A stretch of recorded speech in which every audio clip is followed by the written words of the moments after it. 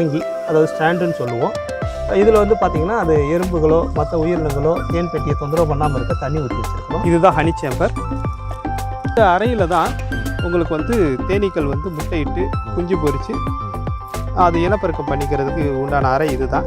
இப்போ நம்ம பராமரிப்புன்னு சொல்லும்போது நம்ம எவ்வளோ நாளைக்கு ஒருக்க இதை பராமரிக்கணும் சார்? அப்போ அந்த ராணித்தேனி வெளியே போகிறதுக்கு வாய்ப்பு இருக்கா சார்?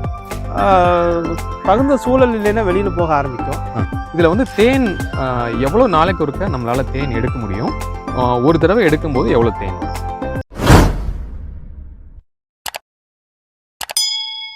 வணக்கம் நண்பர்களே, வெல்கம் டு பிர்லாஸ் பார்வை. ஸோ இன்றைக்கி நம்ம வீடியோவில் வந்து தேனீப்பெட்டி, அதாவது தேனீ வளர்ப்பை பற்றி இன்றைக்கி பார்க்க போகிறோம். நமக்கு இருக்கிற எல்லா டவுட்டையும் நம்ம கிளாரிஃபை பண்ணுறதுக்காக நம்ம கூட மிஸ்டர் தங்கம் சார் இருக்காங்க. ஸோ அவங்கக்கிட்ட வந்து நம்ம பேச போகிறோம். சார் வணக்கம் சார். வணக்கம் சார். இந்த தேனீ வளர்ப்பில் உங்களுக்கு எப்படி ஆர்வம் வந்தது? இது எத்தனை வருஷமாக பண்ணிகிட்ருக்கீங்க சார்? இது தேனியில் இயற்கை மேலே பற்றுதல் காரணமாக இது ஒரு இயற்கை சார்ந்த பொருள்னால இது இயல்பாகவே எனக்கு ஆர்வம் வந்துருச்சு இது மேலே. தேனீகளை பற்றி இப்போ வரும் காலங்களில் வந்து இதனுடைய அழிவு வந்து ரொம்ப அதிகமாகிட்டு இருக்கிறதுனால இதனை முதல்ல நம்ம சரி பண்ணக்கூடிய காலகட்டத்தில் இருக்கிறோம். இது ஒரு 5 வருடங்களுக்கு இந்த தேனீக்கள் இல்லைன்னா நமக்கு உணவே கிடைக்காத சூழல் உருவாகக்கூடிய நிலை வந்ததுனால இதில் நம்ம ஒரு இயற்கை ஆர்வலர்கள், இயற்கை விரும்பிகள் அனைவருமே இதை வந்து கவனம் செலுத்துறதுனால நம்ம இந்த தேனீக்கள் மூலமாக பராமரிக்கிறது மூலமாக அந்த அழிவிலிருந்து தேனீக்களை காப்பாற்றுறதுக்கு ஒரு வழி இருக்குது. அதனால் இதில் ஆர்வம் இயற்கையாகவே பிறந்தது. இயற்கை மேலே ஆர்வம் இருக்கிறனால இது ஒரு இயற்கை பொருள் மேலே இயற்கையாக வந்துடுச்சு. நல்லது சார். சார், இப்போது தேனீக்கள் வந்து எவ்வளோ வெரைட்டிஸ் இருக்குது? இதில் எந்த வெரைட்டி வந்து நம்ம இந்த மாதிரி பெட்டிகள் வச்சு வளர்க்க முடியும்? தேனீக்களில் வந்து பார்த்திங்கன்னா 2 பிரிவாக பிரிச்சுக்கலாம். நம்ம வளர்க்கக்கூடிய தேனீக்கள், நம்மளால் இயற்கையாக வளர்க்க முடியாத தேனீக்கள். இயற்கையில் 2 விதமாக இருக்குது. வளர்க்க முடியாத தேனீக்கள்னு பார்த்திங்கன்னா மலைத்தேனி, கொம்பு தேனி, இந்த 2 தேனீக்களும் பார்த்திங்கன்னா நம்மளால் வளர்க்க முடியாது. வளர்க்கக்கூடிய தேனீக்கள் பார்த்திங்கன்னா இந்திய தேனீக்கள். இந்திய தேனீக்கள் பார்த்திங்கன்னா அடுக்கு தேனின்னு சொல்லுவோம். அந்த அடுக்கு தேனி வந்து பார்த்திங்கன்னா பெட்டிகளில் வச்சோ மண்பானைகளில் வச்சோ இதெல்லாம் வளர்க்க முடியும். நம்ம இன்னொரு தேனீகள் இருக்குது, கொசு தேனியும் நம்ம வளர்க்கலாம். கொசு தேனியில் அவ்வளோவா நமக்கு தேன் கிடைக்காது.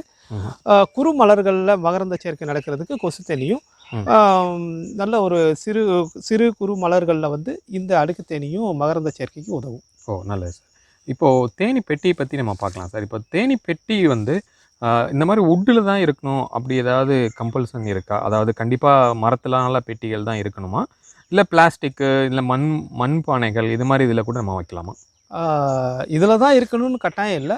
இருந்தாலும் நம்ம தென்னிந்தியாவை பொறுத்தளவுக்கு வெப்பமண்டல பகுதி அதிகமாக இருக்கிறதுனால இந்த வுட்டு வந்து பார்த்திங்கன்னா வுட் மெட்டீரியலில் செஞ்ச பெட்டிகள் வந்து இந்த வாழ்கிறதுக்கு உகந்ததாக இருக்கும். மண்பானையில் கூட செய்யலாம். நம்ம கையாளுறதுக்கு எளிமையாக இருக்கிறதுக்கு மரச்சட்டங்களால் ஆன பெட்டிகள் தான் ஈஸி. ஏன்னா நம்ம நிறைய பெட்டிகளை கையாளுறதுக்கு மண்பானைகளால் செஞ்சதோ பிளாஸ்டிக்னால் செஞ்சதோ இதெல்லாம் வந்து கையாளுறது கொஞ்சம் சிரமம். அதனால நம்ம மரப்பெட்டிகளால் செஞ்ச வளர்ப்பு பெட்டிகளை பயன்படுத்தினோம்னா கையாளுறது ஈஸி. Okay sir. இப்போ இந்த பெட்டிக்கு வந்து இதுதான் அளவு, அதாவது இந்த பெட்டி இந்த சைஸ்லாம் இருக்கணும் அப்படின்னு ஏதாவது ரூல்ஸ் இருக்கா? எப்படி சார்? ஆமாங்க. அந்த மதுரை வரத்தை பொறுத்து உங்களுக்கு பெட்டியோட அளவு மாறுபடும். வட இந்தியாவை பொறுத்தளவுக்கு பெட்டிகள்லாம் பார்த்திங்கன்னா பெருசாக இருக்கும். ஓகே. சட்டங்கள்லாம் பெருசாக இருக்கும். நம்ம தென்னிந்தியாவில் மதுரை வரத்து, அதாவது தேன் வரத்து குறைவு. அதனால அந்த குறைவுனால நமக்கு வந்து நம்ம ஸ்டாண்டர்டாக இங்கே தமிழ்நாட்டில் என்ன யூஸ் பண்ணுறோன்னு பார்த்தீங்கன்னா மார்த்தாண்ட பெட்டி யூஸ் பண்ணுறோம், ISI ஸ்டாண்டர்ட் பெட்டி யூஸ் பண்ணுறோம், நியூட்டன் பெட்டி யூஸ் பண்ணுறோம். இந்த 3மே நம்ம யூஸ் பண்ணலாம். ஆனால் நமக்கு ரொம்ப இந்த தென்னிந்தியாவை பொறுத்தளவுக்கு நமக்கு அதிகமாக யூஸ் பண்ணுற பெட்டிகள் மார்த்தாண்ட பெட்டி. இந்த மரப்பெட்டி வந்து எந்த மரத்தினால பண்ணணும் சார்? எந்த மரத்தினாலும் பண்ணலாமா, இல்லை இந்த மரத்திலாம் பண்ணணும்? குறிப்பிட்டு தேனி வளர்ப்பாளர்களிடமிருந்து வந்த தகவல் படி பார்த்திங்கன்னா தேக்கினால் ஆன தேனி பெட்டிகளும், புன்னைன்னு ஒரு மரம் இருக்குது, அந்த மரத்தால் செய்யப்பட்ட தேன் பெட்டிகளும் சிறப்பாக இருக்குன்னு சொல்லியிருக்காங்க. மற்ற பெட்டிகள் மரங்களுடைய வேம்பெல்லாம் போடக்கூடாதுன்னு சொல்லுவாங்க. மற்ற இதுதான் 2 தான் சிறப்பாக இருக்குன்னு சொல்லியிருக்காங்க. Okay sir. மகாகனி போடலாம், நாவல் போடலாம். இல்லாத பட்சத்தில் இந்த 2 வுட்டையும் சேர்த்து போட்டுக்கலாம். சரிங்க சார். இப்போ இந்த பெட்டியோட அமைப்பை பற்றி கொஞ்சம் சொல்ல முடியுமா சார்? இது பார்த்தீங்கன்னா இந்த மார்த்தாண்ட பெட்டி எளிய அமைப்பில் தான் இருக்கும்.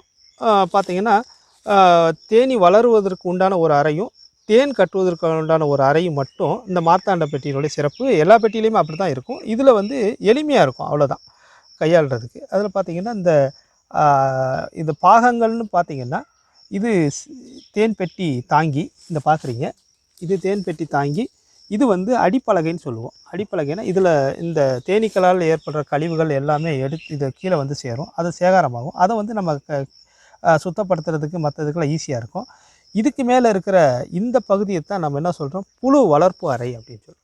சரி, தேனி புழு வளர்ப்பு அறை சொல்கிறோம். இது பார்த்தீங்கன்னா தேனி வளர்ப்பு அறை, தேன் வளர்ப்பு அறை. ஓகே. இது பார்த்தீங்கன்னா மூடி, உங்களுக்கு இது பாதுகாப்பு காரணத்துக்காக மழை தண்ணீர் எதுவும் போகாமல் இருக்குது, இது மூடி. இந்த 4 பகுதி தான் அடிப்படையான பகுதிகள் இந்த தேன் பெட்டியில். Okay sir. இப்போ இந்த தேன் பெட்டி அந்த மேலே உள்ள அந்த தேனி அறை இருக்கு இல்லையா, தேன் அறை, ஸோ அது வந்து எத்தனை வேணாலும் வச்சுக்கலாமா? நமக்கு மதுரை வரத்தை பொறுத்து எவ்வளோ பெட்டிகள் வேணாலும், அதிகமாக இருந்தால் இது நிறைஞ்சிருச்சுன்னா அடுத்த பெட்டி வச்சுக்கலாம். ஓகே, 3 4 கூட வச்சுக்கலாம். ஓகே. கீழே உள்ள தேனி அறையிலையும் தேன் வந்து சேகரிக்குமா சார் அது? கண்டிப்பாக. அது புழு அவங்க சாப்பிட்றதுக்காக இடது பக்கம் முதல் அறையிலையும் வலது பக்கம் முதல் அறையிலையும் தேன் தான் அதிகமாக சேகரித்து வச்சுருக்கோம். ஓகே.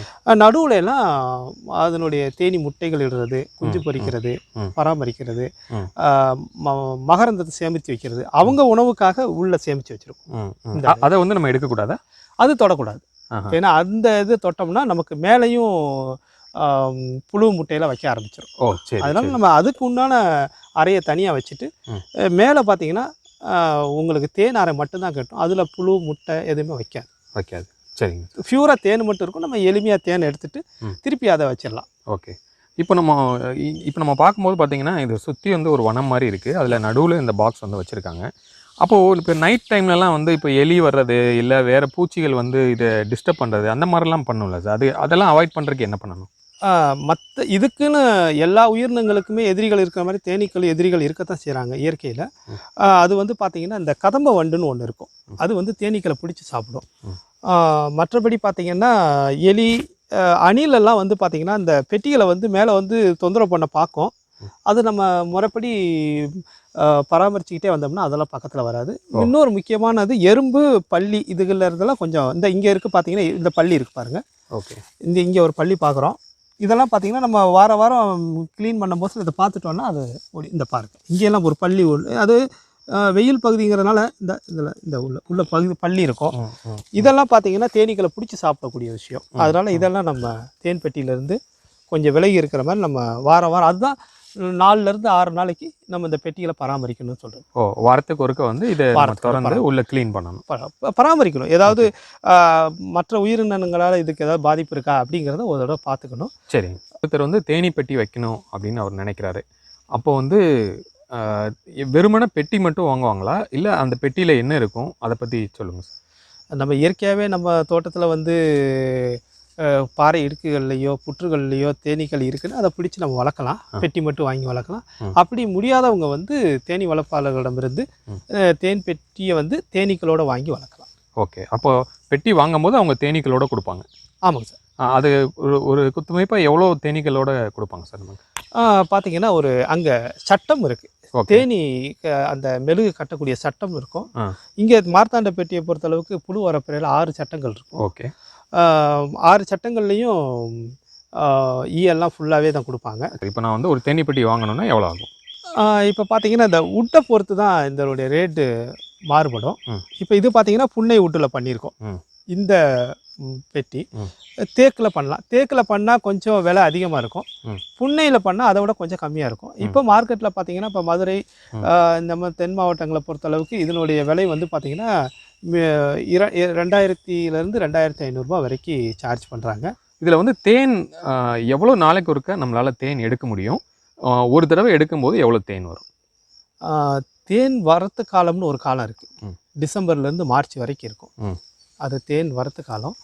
அந்த காலங்களில் பார்த்தீங்கன்னா இந்த பெட்டியிலிருந்து பார்த்தீங்கன்னா நம்ம ஒரு 8லேருந்து 15 கிலோ எடுக்க முடியும். 8லேருந்து 15 கிலோ? ஆமாம். இது ஒரு தடவை சொல்கிறீங்களா? ஒரே ஒரு தடவையில் 8லேருந்து 15 கிலோ எடுக்க முடியும். நான் என்னுடைய ப்ராக்டிக்கல் எக்ஸ்பீரியன்ஸில் நான் 8 கிலோ சென்னையில் எடுத்துருக்கிறேன், இங்கேயே எடுத்துருக்கிறேன். 15 கிலோ எடுத்துருக்குறோம். ஓ அப்படிங்களா? 15 கிலோ எடுத்துருக்குறோம். அதாவது ஒரே ஒரு அறையிலிருந்து 15 கிலோ. இது மாதிரி சேம்பர் அதிகமாக வைப்போம் இல்லைங்களா? ஆ அடுத்து 3 4 வைக்கிறப்போ உங்களுக்கு வந்து ஒவ்வொரு இதுலேயும் 3 4 கிலோ இருக்கும். தேனி பெட்டியை ஓப்பன் பண்ணி உள்ளே என்ன மாதிரி அமைப்புகள் இருக்குது அப்படின்னு காமிக்க முடியுமா சார்? கண்டிப்பாக. ஓகே, இதுதான் அந்த மூடி. இந்த மூடியை திறக்கிறதுல வந்து ரொம்ப அடிப்படையான விஷயம் பார்த்தீங்கன்னா இந்த கயிறு கலட்டுறதுலேருந்தே அடிப்படையாக நீங்கள் நல்லா மெதுவாக பண்ணணும். இப்படி கட்டியிருக்கிற கயிறை மென்மையாக கலட்டுறதுக்கு முதல்ல பயிற்சி பண்ணிக்கோங்க. ரொம்ப வைப்ரேஷனோட அதிகப்படியான அதிர்வுகளோட கழட்டக்கூடாது. தேனீக்கள் பயந்துடும், அப்புறம் கடிக்க ஆரம்பிச்சிடும். அதை கழட்டிட்டு இந்த மேல் மூடியை மெதுவாக ஒட்டி இருந்ததுன்னா பார்த்து மெதுவாக எடுக்கணும். இந்த பாருங்கள், இடம் பத்தாதனால மூடியிலெல்லாம் கட்டி வச்சிருச்சு. இதுதான் மூடி.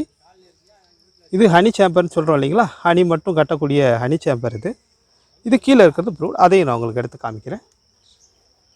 பாருங்கள், இதுதான் ஹனி சேம்பர். இது மதுரை வரத்து இல்லாத காலத்தில் இதுக்காக உணவு கொடுத்ததுக்காக அது உள்ளே வச்சுருந்தது. ஓகே, இப்போ மதுரை வரத்து கொஞ்சம் வர ஆரம்பிச்சிருச்சு. அதனால் நம்ம அதை எடுத்துடலாம். இந்த அறையில் தான் உங்களுக்கு வந்து தேனீக்கள் வந்து முட்டையிட்டு குஞ்சு பொரித்து அது இனப்பெருக்கம் பண்ணிக்கிறதுக்கு உண்டான அறை இது தான். இதை நம்ம எந்த காரணத்தை கூட தொந்தரவு பண்ணக்கூடாது. சரிங்க சார். நமக்கு தேவையான விஷயங்கள் பார்த்திங்கன்னா இந்த ஹனி அறையில் தான், ஹனி சேம்பர்னு சொல்கிறோம் இல்லைங்களா? இதில் தான் இருக்கும். தேனீக்களுடைய வாழ்வு முறையை பார்த்திங்கன்னா இப்போ நம்ம உலகத்தில் இருக்க அத்தனை நிர்வாகத்துக்கும் இதுதான் அடிப்படை காரணம் மாதிரி தெரியும். பார்த்திங்கன்னா இதில் வந்து பார்த்திங்கன்னா இந்த குடும்பத்துக்கு நிர்வகிக்கிறதுக்கு ஒரு குயின் பீ, அதாவது ராணி ஒன்று இருப்பாங்க. அதை செயல்படுத்துறதுக்கு பார்த்திங்கன்னா வேலைக்கார தேனீக்கள், அதை பனித்தேனீக்கள்னு சொல்லுவாங்க.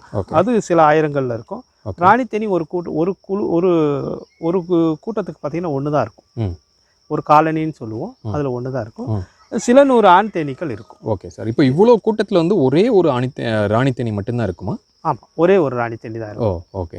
அப்போ அந்த ராணி தேனி வெளியே போகிறதுக்கு வாய்ப்பு இருக்கா சார்? தகுந்த சூழல் இல்லைன்னா வெளியில் போக ஆரம்பிக்கும். அதே மாதிரி இன்னொரு ராணியும், பழைய ராணி வந்து இன்னொரு ராணியை உருவாக்கி அது வெளியில் போகிறதுக்கு வாய்ப்பு இருக்குது. அதுவாகவே உருவாக்குமா? அதுவாகவே உருவாக்கும். வயசாயிடுச்சுன்னா இன்னொரு ராணியை உருவாக்கி அந்த குடும்பத்தை திரும்ப வளர வைக்கும். அந்த மாதிரி நடக்கும். இல்லை நம்ம பராமரிக்கும் பொழுது தெரியாமல் ஏதாவது அடிபட்டுனாலும் அந்த நேரத்துலையும் ராணித்தேனியை பனித்தேனீக்கள் உருவாக்கும். ஓகே. அப்போ இந்த ராணித்தேனி, வேலைக்கார தேனி, ஆண் தேனி இதெல்லாம் வந்து பிறப்பிலே வந்து உருவாகிறதா, இல்லை அது எப்படி வந்து அது சுவாரஸ்யமான விஷயம். உணவு கொடுக்கும் முறையை பொறுத்து தேனீக்கள் கடவுளோட படைப்பில் அது வந்திருக்கு. தொடர்ந்து 5 நாட்கள் வந்து அதுக்கு வந்து தேனீப்பால்னு சொல்லக்கூடிய ராயல்ஜெல்லி கொடுத்தா அது வந்து அந்த முட்டை பொரிச்ச குஞ்சுக்கு முட்டை வந்து 3லேருந்து 4 நாளைக்குள்ள அது கருவுற்ற முட்டையாக இருக்கணும். கருவுற்ற முட்டைக்கு வந்து லார்விஸ்ன்னு சொல்லுவாங்க இல்லைங்களா?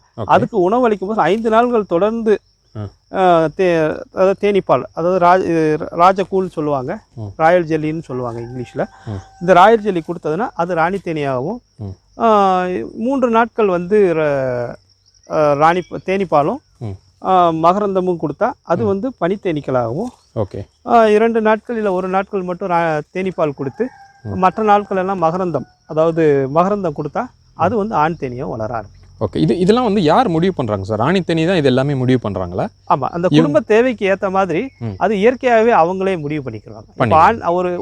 ஒரு கூட்டம் வந்து இந்த காலனியிலேருந்து இன்னொரு கூட்டம் உருவாகணும் அப்படிங்கிற ஒரு இது வந்துருச்சுன்னா அவங்களே உருவாக்கிடுவாங்க. ஆண் தேனீக்களை நிறைய உருவாக்கிடுவாங்க. ஆண் தேனீக்களை உருவாக்கிட்டாலே ஒரு கூட்டம் பிரிய போகுதுன்னு அர்த்தம். சரிங்க சார். இப்போது இதில் ஒரு தேனியோட வேலைகள் என்ன சார்? ராணி தேனியோட வேலை என்ன, ஆண் தேனி, வேலைக்கார தேனி இவங்களோட வேலைகள் என்ன? அதை பார்த்தீங்கன்னா ராணி தேனி தான் இதனுடைய மையம், இதனுடைய அதிகார மையம்னே சொல்லலாம். அது கொடுக்குற அத்தனை சமிக்கைகளையும் கேட்டு தான் அது வேலை செய்யும். மற்ற தேனீக்கள் எல்லாம் இப்போ பார்த்தீங்கன்னா ராணி தேனி தான் இதன் அச்சாரம். அதனால் ராணி தேனி ரொம்ப ரொம்ப முக்கியம். அதனுடைய கட்டளைக்கு ஏற்ற மாதிரி தான் ஒரு குடும்பத்தில் வேலை நடக்கும். ராணித்தேனி இல்லைன்னா அந்த குடும்பத்தில் வந்து ஒழுங்குமுறை கட்டுப்பாடு இல்லாமல் வேலைகள் நடக்காது.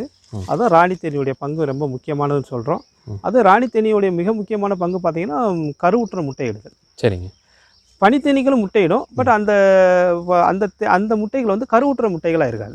ராணி தேனீடுற முட்டைகள் மட்டும்தான் கருவுற்ற முட்டைகளாக இருக்கும். அதுலேருந்து தான் ராணி தேனியும் பனித்தேனீக்களோ ஆண் தேனீக்களோ வர முடியும். பனித்தேனீக்கள் இருக்கிற முட்டையில் பார்த்தீங்கன்னா ஆண் தேனீக்கள் மட்டும்தான் வரும். மற்ற ராணி தேனியோ பனித்தேனீக்களோ வர முடியாது. Okay okay. ஆண் தேனீக்களை பொறுத்தளவுக்கு பார்த்தீங்கன்னா அதனுடைய இது பார்த்தீங்கன்னா இனப்பெருக்கத்துக்காக மட்டும்தான். இனப்பெருக்கத்துக்கு அப்புறம் அது வந்து கொட்டவும் செய்யாது, அதுக்கு கொடுக்கலாதவை. அது கொட்டவும் முடியாது. அதனுடைய இது என்னன்னு பார்த்தீங்கன்னா இனப்பெருக்கத்துக்கு மட்டும்தான். ஓகே. அப்போ வேலைக்கார தேனீக்கு மட்டும்தான் கொடுக்கு இருக்குமா சார், கொட்டுறதுக்குரிய? ஆமாம்.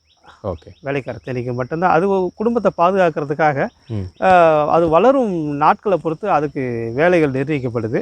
முதல் 5 நாட்கள்லாம் பார்த்தீங்கன்னா பெட்டியினுடைய காலனியோட உள்ளே இருக்கிற பகுதிகளெல்லாம் சுத்தம் பண்ணும். 5 நாட்களுக்கு அப்புறம் மெழுகு சுரக்கும். அதுக்கப்புறம் அது இந்த ஹாஸ்பிட்டாலிட்டின்னு சொல்லக்கூடிய மற்ற தேனீக்களை பராமரிக்கும். அது பராமரிக்கும். அதுக்கப்புறம் பார்த்தீங்கன்னா மெழுகு சுரந்து வீடு கட்ட ஆரம்பிக்கும். ஓகே. அதுக்கப்புறமும் நாட்கள் கூட கூட அது வந்து திருப்பி பார்த்தீங்கன்னா வயல்வெளிகள் தேனீக்களாக மாறி வெளியில் போய் மகரந்தை எடுத்து வீட்டுக்கு சேமிக்க ஆரம்பிக்கும். தேனீக்கு வந்து ஆய்வு காலம்னு ஒன்று இருக்கும் சார். அதாவது எல்லா டைப் ஆஃப் தேனீக்குமே இது ஒரே ஆய்வு காலம் தானா, இல்லை ராணி தேனீக்கு ஒரு மாதிரி, இல்லை வேலைக்கார தேனீக்கு ஒரு மாதிரி, அது மாதிரி மாறி மாறி இருக்குமா? ஆயுட்காலங்கிறது வந்து மாறுபடுது. இதில் ராணி தேனீக்கு வந்து பார்த்திங்கன்னா அந்த ராயல்ஜெல்லி அதிகமாக சாப்பிட்ற காரணத்தினால அதுக்கு வந்து பார்த்திங்கன்னா தேனீப்பால் சொல்லக்கூடிய ராயல்ஜெல்லி சாப்பிட்றதுனால அதுக்கு வந்து 3 வருடங்கள் வரைக்கும் அது ஆயில் நீடிக்குது ராணி தேனீக்கு. பனித்தேனீக்கள் இந்த இருக்குது பார்த்தீங்களா, இந்த பனித்தேனீக்களுடைய ஆயுட்காலம் பார்த்தீங்கன்னா ஒரு 70லேருந்து 80 நாட்கள் நீடிக்குது. ஆண் தேனீக்கள் வந்து 60லேருந்து 70 நாட்கள், அதுவும் 70லேருந்து 80 நாட்கள் அதுவும் உயிர் வாழுது. Okay okay sir. சார் உங்கள் நேரத்துக்கு ரொம்ப நன்றி. எங்களுடைய நிறைய கேள்விகளுக்கு ரொம்ப அழகாக நீங்கள் வந்து பதில் சொன்னீங்க. கண்டிப்பாக எங்களோட நேயர்களுக்கு இது ரொம்ப உதவியாக இருக்கும். ரொம்ப நன்றி சார். நன்றி.